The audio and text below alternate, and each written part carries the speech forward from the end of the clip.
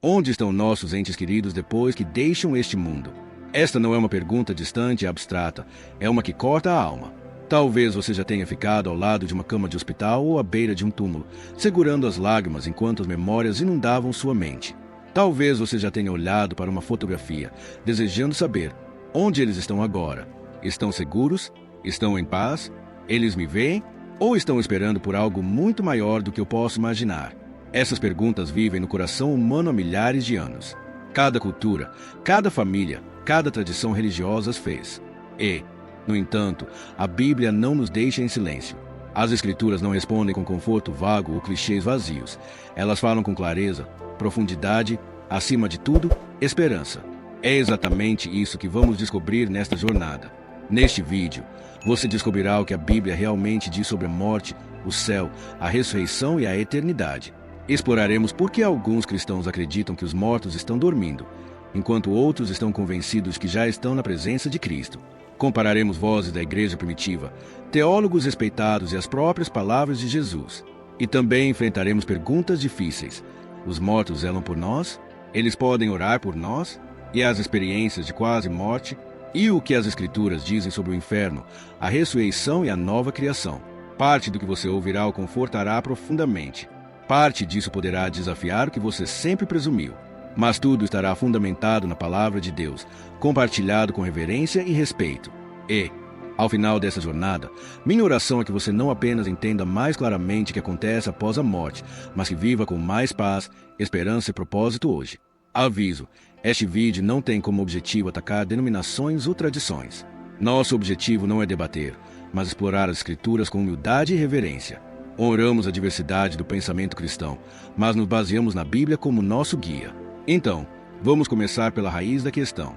O que realmente acontece quando uma pessoa morre? O que a própria Bíblia diz em palavras simples? Quando o último suspiro deixa o corpo, o que realmente acontece naquele instante?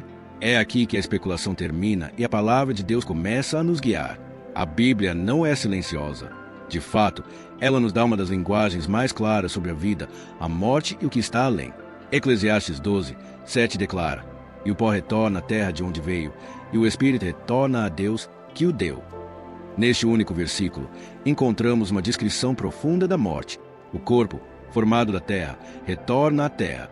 O espírito, o sopro divino da vida que o próprio Deus colocou dentro de nós, retorna a ele. Isso não é poesia para fim de conforto. Este é o desígnio de Deus. Volte para Gênesis 2, 7, o início. A Escritura diz: "Então o Senhor Deus formou o homem do pó da terra e soprou em suas narinas o fôlego da vida, e o homem se tornou um ser vivente." Observe atentamente. Não diz que o homem recebeu uma alma como se fosse uma posse separada. Diz que o homem se tornou uma alma vivente. Em outras palavras, nossa existência não é apenas um espírito preso em uma concha. É a união de corpo e respiração, terra e céu, carne e a centelha divina. Então, o que acontece quando esse fôlego se vai? Jó, um homem que conheceu o sofrimento e a tristeza, escreveu em Jó 14, 12, assim: "O homem se deita e não se levanta, até que não haja mais céus. Não acordará nem será despertado do seu sono." A morte, nesta imagem bíblica, não é um vazio sem fim nem uma aniquilação final. É o sono. Uma pausa entre dois grandes momentos. O último suspiro que damos nesta terra e a voz de Deus nos chamando de volta à vida na ressurreição. Pense no que isso significa. O sono não é permanente, é descanso. Ele carrega consigo a expectativa, uma espera pelo que vem a seguir. Para o crente, isso muda tudo. A morte não é mais algo a temer, porque o próprio Cristo já a derrotou. O apóstolo Paulo escreveu em Coríntios 15, 26, "O último inimigo a ser destruído é a morte." A ressurreição de Jesus é a prova de que a morte não é o fim, mas a porta. O pastor John Piper certa vez explicou desta forma: "A morte é o último inimigo, mas para o crente, ela já foi derrotada. Não a enfrentamos com medo, atravessamos por ela como uma porta." E o pastor Tim Keller acrescentou: "A morte não é natural, não é apenas uma parte da vida, é o resultado do pecado, mas Cristo quebrou seu poder." É aqui que encontramos a grande tensão. Culturalmente, muitos dizem que, quando alguém morre, foi para um lugar melhor ou está cuidando de nós. Essas palavras podem confortar, mas estão enraizadas nas Escrituras. A Bíblia fala de descanso, sono e ressurreição. No entanto, no Novo Testamento, também ouvimos palavras de presença imediata com Cristo. Como conciliar isso? É isso que torna essa exploração tão vital. Porque se não compreendemos a morte, também não compreendemos a esperança da vida eterna. E mais do que apenas doutrina, essa verdade molda como lamentamos, como vivemos e como enfrentamos nossa própria mortalidade.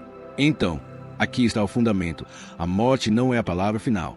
Não é um abismo sem fim. De acordo com as Escrituras, é um sono. Mas um sono que olha para o futuro, um descanso que será quebrado pela voz de Cristo chamando seus filhos para se levantarem. Se a morte é o último inimigo, então a maior pergunta que devemos fazer é esta: quem tem o poder de derrotá-la? A humanidade sempre temeu a sepultura porque nenhuma sabedoria, nenhuma riqueza, nenhuma força humana pode rompê-la. Reis e camponeses, ricos e pobres, jovens e velhos, a morte não faz distinção. Mas, em meio a esse medo universal, surgiu uma única voz, um Salvador que não apenas falou sobre a vida eterna, mas aprovou com sua própria ressurreição. Romanos 6, 23 nos dá a verdade séria e a esperança gloriosa em uma frase. Porque o salário do pecado é a morte, mas o dom gratuito de Deus é a vida eterna em Cristo Jesus, nosso Senhor. Observe o contraste. A morte é merecida. É a consequência do pecado, o resultado inevitável de nossa separação de Deus. Mas a vida eterna não pode ser merecida. Não é uma recompensa por bom comportamento, nem o resultado de nossos esforços morais. É um presente completamente merecido, oferecido gratuitamente e somente possível por meio de Jesus Cristo. Pensem como isso é revolucionário. Toda religião, toda filosofia, toda cultura tentou explicar a morte ou suavizar sua dor. Mas Jesus fez algo completamente diferente. Ele próprio entrou na morte, suportou seu peso e saiu do túmulo 3 dias depois. A ressurreição não foi simbólica, foi física, histórica, inegável para os discípulos que o viram, o tocaram e até comeram com ele após a crucificação. E essa ressurreição é a garantia de que a morte foi quebrada, não apenas para ele, mas para todos os que estão nele. O teólogo N.T. Wright descreve isso desta forma: a ressurreição de Jesus é o início da nova criação de Deus. Não é apenas vida após a morte, é vida após a morte. Em outras palavras, a ressurreição não se trata de escapar deste mundo para uma vaga existência espiritual. Trata-se de Deus renovando, redimindo e restaurando todas as coisas, incluindo nossos corpos, incluindo a própria criação. O pastor T. Keller, que enfrentou sua própria batalha contra o câncer, disse certa vez: se Jesus Cristo ressuscitou dos mortos, então a morte não é o fim. É simplesmente a porta de entrada para a sua presença. E isso muda tudo, não apenas como morremos, mas como vivemos. Este é o cerne do Evangelho. A morte foi conquistada pelo pecado, mas a vida é dada pela graça. E esse dom transforma o medo em confiança, o medo em paz e a sepultura em uma passagem. Portanto, a questão que cada um de nós deve enfrentar não é se a morte é real. Ela é. A verdadeira questão é se receberemos o dom que anula seu poder. Ao longo da história, as pessoas têm se debatido com o mistério do que acontece depois da morte. Cada civilização deixou vestígios de suas crenças, hieróglifos esculpidos em tumbas egípcias, mitos gregos sobre o submundo, filosofias orientais sobre reencarnação. Essas tentativas revelam algo essencial. A humanidade não pode escapar da questão da eternidade. Ela nos assombra, porque a eternidade está escrita em nossas almas. Eclesiastes 3, 11. No entanto, nem todas as respostas são iguais, e muitas das ideias que ouvimos hoje não vêm da Bíblia. Tomemos, por exemplo, o antigo filósofo grego Platão. Ele ensinava que a alma é naturalmente imortal, presa no corpo como um prisioneiro. De acordo com essa visão, a morte é libertação, quando a alma finalmente escapa da jaula da carne para viver para sempre em um reino puramente espiritual. Esse conceito se espalhou como fogo pela cultura ocidental. Mesmo hoje, você frequentemente ouvirá pessoas falando sobre a morte em termos platônicos, como se o corpo não importasse e a alma simplesmente flutuasse para a eternidade. Mas aqui está a verdade crucial. Não é isso que as Escrituras ensinam. A Bíblia apresenta uma visão muito mais holística, em muitos aspectos, mais esperançosa. Não somos almas presas em conchas temporárias. Somos seres vivos, corpo e respiração unidos pelo desígnio de Deus. Gênesis 2, 7. Quando a morte chega, essa união é quebrada, mas não apagada. A esperança das Escrituras não é espíritos desencarnados flutuando para sempre, mas ressurreição, corpos reais, transformados, restaurados e glorificados pelo poder de Deus. É por isso que 1 Coríntios 15 é tão poderoso. Paulo não diz que somente a alma herda a eternidade. Ele declara: os mortos ressuscitarão incorruptíveis, e nós seremos transformados. V 52. A esperança cristã não é simplesmente que nosso espírito sobreviva, é que Deus faça novas todas as coisas, incluindo nossos corpos. Por que isso importa? Porque remodela a maneira como pensamos sobre a própria vida. Se acreditarmos na visão de Platão, de que somente a alma importa, corremos o risco de desvalorizar a criação, nossos corpos e até mesmo nossas ações neste mundo. Mas se acreditarmos na visão da Bíblia, de que Deus redime a pessoa por inteiro, corpo e alma, então, de repente, tudo importa. O que fazemos com nossos corpos, como vivemos, como amamos, como servimos, tudo isso carrega um peso eterno. E aqui está a bela reviravolta. A vida eterna não é automática. Platão disse que a alma vive para sempre simplesmente porque é imortal por natureza. Mas a Bíblia ensina o oposto. A vida eterna não é algo que possuímos inerentemente, é um presente de Deus. Romanos 6, 23. Sem Cristo, enfrentamos o salário do pecado, que é a morte. Com Cristo, recebemos a vida eterna como um presente merecido da graça. Essa distinção muda tudo. É aqui que vemos a singularidade radical do Evangelho. Ele não nos acalma apenas com noções vagas de eternidade. Ele nos confronta com a verdade. Sem Cristo, não há vida duradoura. Com Ele, há ressurreição, restauração e alegria que não podem ser roubadas. Então, quando você ouve alguém dizer, eles estão em um lugar melhor, vale a pena parar e perguntar, segundo quem? Platão?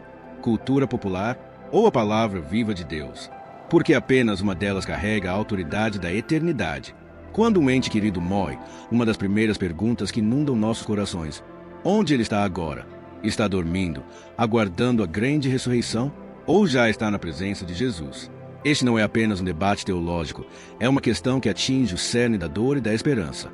A Bíblia nos dá vislumbres poderosos desse mistério. Um dos mais inesquecíveis vem das palavras do próprio Jesus, ditas na cruz. Enquanto ele agonizava, um ladrão crucificado ao seu lado clamou com fé desesperada: Jesus, lembra-te de mim quando entrares no teu reino. E Jesus respondeu com uma promessa que ecoou através dos séculos: em verdade te digo que hoje estarás comigo no paraíso. Lucas 23, 43. Pense no peso daquele momento.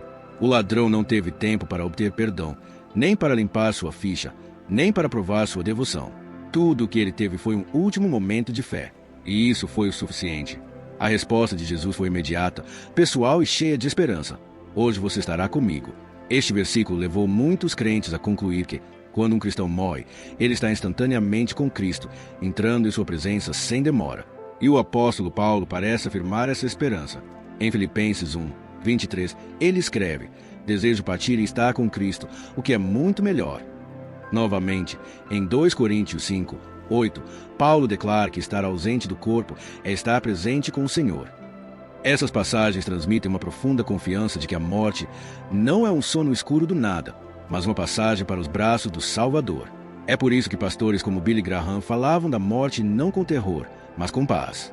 Certa vez, ele disse: a morte para o crente não é o fim, é um retorno ao lar. Para inúmeros cristãos, esta é a pulsação de conforto em funerais, a âncora na tempestade da perda. E, no entanto, nem todos os cristãos leem esses versículos da mesma maneira. De fato, a interpretação de Lucas 23, 43 tem gerado debates há séculos.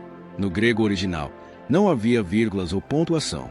Alguns estudiosos sugerem que Jesus poderia estar dizendo: em verdade te digo hoje, estarás comigo no paraíso, significando que a promessa foi feita naquele mesmo dia, mas seu cumprimento aguardava a futura ressurreição. Essa visão, embora não seja predominante, nos lembra de abordar as Escrituras com humildade e cautela.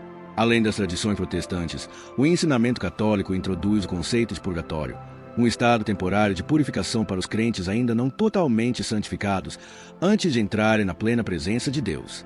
Para os cristãos ortodoxos orientais, existe a ideia de um julgamento particular imediatamente após a morte, seguido por um julgamento final no fim dos tempos. Essas perspectivas destacam a riqueza e a diversidade do pensamento cristão sobre essa questão profunda. Então, onde isso nos deixa? Talvez com esta verdade, seja na glória imediata ou no descanso aguardando a ressurreição, os crentes estão seguros em Cristo. Nada, nem mesmo a morte, pode nos separar do amor de Deus nele. Romanos 8, 38 e 39. E embora os detalhes possam permanecer envoltos em mistério, a certeza é inabalável. O destino do crente está seguro na presença do Senhor. Essa tensão entre descanso e imediatismo não enfraquece nossa fé. Pelo contrário, a aprofunda. Porque no cerne dela reside uma promessa imutável. Quando fechamos os olhos nesta vida, os abrimos sob cuidado daquele que venceu a morte. Por 2000 anos, os cristãos têm lutado com o mistério do que acontece entre o momento da morte e o dia da ressurreição. E embora o fundamento da nossa fé permaneça o mesmo, Jesus Cristo crucificado e ressuscitado, diferentes tradições dentro da igreja desenvolveram maneiras de descrever essa realidade intermediária. Cada voz reflete um anseio por uma compreensão mais completa da eternidade, e cada uma merece ser ouvida com reverência. No ensino católico, uma das ideias mais discutidas é o purgatório. Ele não é descrito como inferno, nem como um lugar de condenação, mas como um processo misericordioso de purificação. O Catecismo da Igreja Católica explica que aqueles que morrem a amizade com Deus, mas que ainda não estão totalmente purificados do pecado, passam por essa santificação antes de entrarem na plenitude do céu. O parágrafo 1030 chama de purificação final dos eleitos. Essa visão enfatiza a santidade de Deus. Nada impuro pode entrar em sua presença. Ao mesmo tempo, destaca sua misericórdia, garantindo que seus filhos estejam prontos para comparecer diante dele em glória. O cristianismo ortodoxo oriental fala de algo semelhante, mas de uma maneira diferente: o julgamento particular. No momento da morte, a alma enfrenta um julgamento preliminar, entrando em um antegozo da bem-aventurança ou em um antegozo da separação de Deus. No entanto, este não é o fim. Todos aguardam a ressurreição final e o julgamento final quando Cristo retornar. A tradição ortodoxa usa imagens vívidas de pedágios ou estágios pelos quais a alma passa, cada um representando um teste espiritual, mas sempre sob a proteção da misericórdia de Cristo e das orações da Igreja. E há também a doutrina profundamente comovente conhecida como comunhão dos santos. Enraizada tanto na tradição católica quanto na ortodoxa, ela afirma que os fiéis que nos precederam não estão separados da Igreja. Eles permanecem unidos a nós em Cristo. Algumas tradições acreditam que esses santos no céu intercedem ativamente, oferecendo orações por aqueles que ainda estão na terra. Essa visão frequentemente se baseia em Apocalipse 5, 8, que descreve taças de ouro cheias de incenso, as orações do povo de Deus, oferecidas diante do trono. Para muitos, essa é uma imagem do amor contínuo da Igreja através do tempo e da eternidade. Os crentes protestantes, no entanto, frequentemente interpretam isso de forma diferente. Embora afirmem a unidade de todos os crentes em Cristo, eles alertam contra orar aos mortos ou buscar sua intercessão. Eles enfatizam que as Escrituras direcionam a oração somente a Deus por meio de Jesus Cristo, o único mediador entre Deus e os homens. 1 Timóteo 2, 5. Para os protestantes, as orações dos santos no Apocalipse simbolizam a consideração de Deus pelas petições de seu povo ao longo da história, e não a comunicação ativa entre os vivos e os que partiram. É importante aqui fazer uma pausa e falar com humildade. Essas diferenças não são meramente acadêmicas, elas refletem séculos de fé, devoção e reflexão. E embora os cristãos possam discordar nesses detalhes, estamos unidos na verdade maior. Aqueles que morrem em Cristo estão seguros, protegidos e aguardando o dia da restauração completa. Seja por meio da purificação, da presença imediata ou do mistério do plano oculto de Deus, o destino final é o mesmo: a vida eterna na presença do Senhor. Para você, espectador, a principal lição é não se perder na divisão, mas se fortalecer na esperança compartilhada. Independentemente da tradição, a mensagem é consistente: a morte não é o fim e o povo de Deus não está abandonado na sepultura. O Deus que nos salvou em vida é fiel para nos sustentar na morte. Poucos assuntos cativam a imaginação como os testemunhos de pessoas que afirmam ter tocado à beira da eternidade. Você provavelmente já ouviu suas histórias. Alguém em uma mesa de operação cujo coração parou, apenas para retornar minutos depois descrevendo um túnel de luz, uma presença de paz ou até mesmo encontros com entes queridos que já haviam falecido. Outros falam de pairar sobre seus corpos, observando os médicos trabalhando freneticamente para reanimá-los. Para aqueles que vivem esses momentos, a experiência é inesquecível e muitas vezes transformadora. Esses relatos podem despertar profunda esperança em corações enlutados. Eles parecem sussurrar: veja, há provas. A morte não é o fim. Seu ente querido está seguro. E muitos cristãos encontram conforto neles, acreditando que confirmam as verdades bíblicas da beleza do céu. No entanto, outros levantam uma palavra de cautela. Por quê? Por mais poderosas que sejam essas experiências, elas nem sempre concordam com as Escrituras. Algumas descrevem visões consistentes com a esperança cristã, luz, paz, anjos. Mas outras incluem ideias extraídas de outras religiões, da espiritualidade da nova era ou mesmo mensagens que contradizem o Evangelho. A Bíblia nos chama a discernir cuidadosamente. 1 João 4, 1 adverte: não creiais a todo espírito, mas provai os espíritos para ver se procedem de Deus. Por que tanta cautela? porque nem todo encontro espiritual vem do Senhor. Paulo nos lembra em 2 Coríntios 11:14 que o próprio Satanás se disfarça em anjo de luz. Isso significa que nem toda visão reconfortante pode ser automaticamente considerada verdadeira. Vemos até um exemplo preocupante nas próprias Escrituras. Em 1 Samuel 28, o rei Saul, desesperado e aterrorizado, procurou uma médium para convocar o profeta Samuel após sua morte. O que se seguiu não foi a aprovação de Deus, mas seu julgamento. Em vez de se arrepender, Saul se voltou para o reino dos mortos em busca de orientação, e sua queda ocorreu rapidamente. A lição é clara. Quando buscamos orientação em meio à tristeza ou ao medo, Deus nos chama para nos voltarmos para Ele, não para vozes além túmulo. No entanto, não descartemos a realidade de que algumas experiências de quase morte podem nos dar vislumbres da misericórdia de Deus. Afinal, o próprio Paulo descreveu ter sido arrebatado ao terceiro céu em 2 Coríntios 12:2, vivenciando coisas que ele nem conseguia expressar em palavras. As Escrituras afirmam que Deus pode conceder visões, sonhos e encontros com sua glória. Mas há uma diferença crucial. As verdadeiras visões de Deus sempre estarão alinhadas com sua palavra, nunca a contradizem. É por isso que pastores e teólogos respeitados frequentemente nos lembram: nossa fé nunca deve se basear apenas na experiência. As experiências são poderosas, mas podem ser subjetivas, moldadas pela cultura, pela memória ou até mesmo pelo engano. A âncora inabalável é a palavra de Deus. O próprio Jesus contou a história do homem rico e Lázaro em Lucas 16, onde o homem rico implorou que alguém retornasse dos mortos para avisar seus irmãos.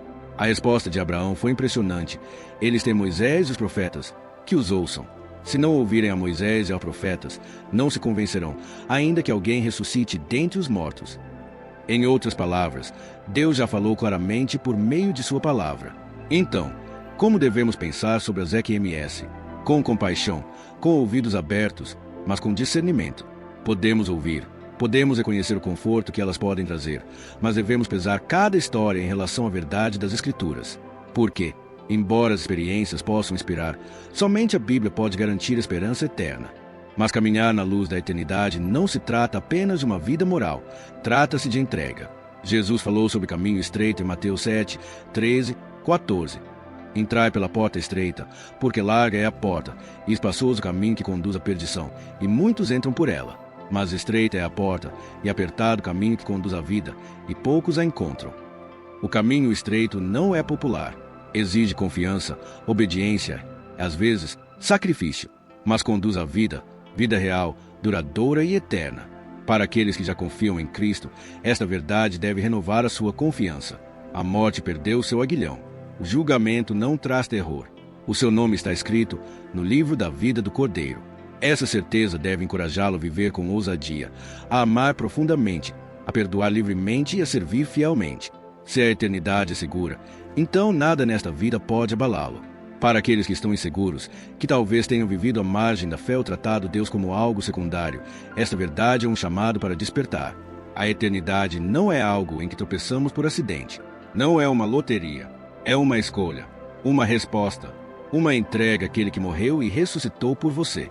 E para aqueles que sofrem pela perda de um ente querido, essa verdade se torna conforto. Se morreram em Cristo, sua história não terminou. Eles estão descansando, regozijando-se e aguardando o dia do reencontro. E você também pode encarar sua própria mortalidade não com medo, mas com fé, sabendo que o próprio Cristo estará esperando quando você der o passo final. Pense em como essa perspectiva transforma até mesmo o cotidiano. De repente, seu trabalho importa, não apenas por um salário, mas como serviço a Deus. Sua gentileza importa, não apenas como polidez, mas como testemunho eterno. Suas orações importam, não apenas palavras no ar, mas incenso diante do trono do céu. Nada em sua vida é desperdiçado quando vivido à luz da eternidade. Amigo, a luz da eternidade não brilha apenas no túmulo. Ela brilha em cada decisão que você toma, em cada passo que você dá, em cada respiração que você respira. E o convite de Cristo não é para um dia, é para agora. Começamos essa jornada com uma pergunta que todo coração enlutado faz: onde estão nossos entes queridos agora? Ao longo do caminho, caminhamos pelos vales das Escrituras: morte, julgamento, céu, inferno, ressurreição e a promessa de uma nova criação. E, em meio a tudo isso, uma verdade emergiu com clareza inegável: a morte não é a palavra final. A eternidade é real, e o que nos espera depende inteiramente do nosso relacionamento com Cristo. Então, agora a pergunta se volta para você: Como você responderá? Se você já pertence a Cristo, deixe esta mensagem ancorar sua alma. Sua esperança está segura. Seu futuro é certo. A morte não é um precipício para a escuridão, é uma porta para a luz. Quando chegar a sua hora, você não será abandonado. Você será bem-vindo. E um dia, você poderá ouvir as palavras que todo crente anseia. Muito bem, servo bom e fiel, entra no gozo do teu Senhor. Que esta certeza o encha de coragem hoje. Viva com ousadia. Ame com sacrifício. Mantenha seus olhos fixos não no que é visto, mas no que não é visto, pois o que não é visto é eterno. Mas talvez você não tenha certeza. Talvez sua fé tenha sido cultural, herdada ou morna. Talvez você tenha admirado Jesus à distância, mas nunca tenha entregado sua vida a Ele. Ou talvez você tenha vivido com bondade e sinceridade, mas sem nunca curvar seu coração ao Salvador. Amigo, a eternidade é grande demais, pesada demais para ser julgada em jogo. As Escrituras são claras. Agora é o dia da salvação. 2 Coríntios 6, 2. Não quando a vida parecer mais fácil. Não depois de você ter descoberto tudo. Agora. Você não precisa ter todas as respostas para dar este passo. Você não precisa se purificar antes de vir. Jesus o chama como você é, oferecendo perdão, paz e vida eterna como um presente. Tudo o que ele pede é confiança. Que você deixe de lado seu orgulho, seu medo, sua resistência e diga: Senhor Jesus, eu preciso de ti. Eu confio em ti. Eu quero ser teu. E talvez este é o pensamento mais difícil. Você ainda esteja lutando com a memória de alguém que morreu sem uma confissão de fé clara. Um cônjuge, um filho, um pai, um amigo. Você se pergunta, onde eles estão agora? É aqui que devemos nos curvar diante do mistério da perfeita justiça e misericórdia de Deus. Ele vê o que nós não podemos. Ele conhece o coração, os últimos pensamentos, os clamores não proferidos. E embora não possamos reescrever o passado, podemos confiar nossos entes queridos em suas mãos, sabendo que Ele é mais amoroso, mais misericordioso e mais justo do que jamais poderíamos ser. Então, aqui está o apelo, feito com reverência e urgência. Não demore. A eternidade não é uma teoria distante. É a próxima batida do coração. E Cristo está à porta, batendo, oferecendo não medo, mas paz, não desespero, mas esperança. A Bíblia não nos deixa vagando no escuro. Ela nos aponta para aquele que disse: Eu sou a ressurreição e a vida. Aquele que crê em mim, ainda que morra, viverá. João 11, 25. Que essa promessa seja sua. Que ela molde como você vive, como você sofre, como você espera. Porque quando seus olhos se fecham neste mundo, eles podem se abrir na presença daquele que venceu a morte por você. E então, naquele dia em que a trombeta soar e os mortos ressuscitarem, você se juntará ao coro dos redimidos, cada lágrima enxugada, cada tristeza desfeita, cada esperança realizada. Até lá, viva fielmente, ame profundamente e apegue-se à bendita esperança de que um dia a morte morrerá e habitaremos com o nosso Deus para sempre. Amém. E agora, meu amigo, se esta mensagem lhe trouxe paz, esperança ou clareza, convido a dar um passo adiante. Não deixe que estas palavras terminem aqui. Compartilhe essa jornada de fé com outras pessoas curtindo este vídeo.